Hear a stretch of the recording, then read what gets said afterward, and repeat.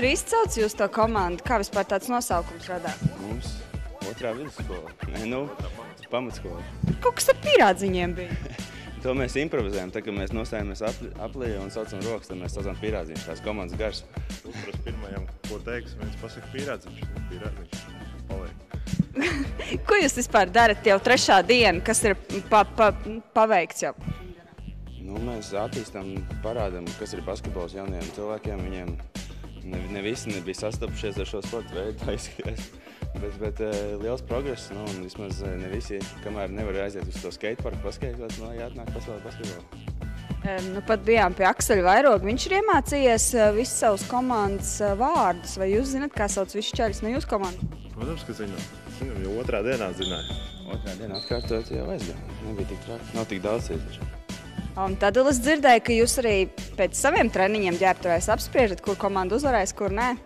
Kā jums šķiet, kurš tad uzvarēs? Teiksim, tā es neesmu redzējis pretinieks. Būtu jāiet kaut kad laikam noskautot pa kluso. Man grūti pateikt. Viss atkarīgs, kas būs pretī. Mēs darīsim, ko varēsim. Pamatas mēs kaut kādus mācāmies. Redzēsim, vēl 5 pret 5 vēl neesmu riskējis likt visus laukumā vienlaicīgi. Pastāst, kas jums šodien notiek, ka treniņš patīk? Jā, treni ir labi. Jā. Un ko viņi jums labi māca, ko jūs darat? Basketbolu, mājkustības, metieni, viss. Kaut ko jaunu arī mācieties? Jā, mājkustības, Tā, jā. To izmantos arī sestdienas spēlē? Jā, protams. Kā to šķiet, kāds ir jūsu komandā izredzes? 45%. Tu vispār nāc arī uz basketbolu skatīties arī spēles, kad spēlē klubs? Es iet skatīties, jā. Ko tu domā tieši par šiem spēlētājiem, kas jūs trenē? Forši.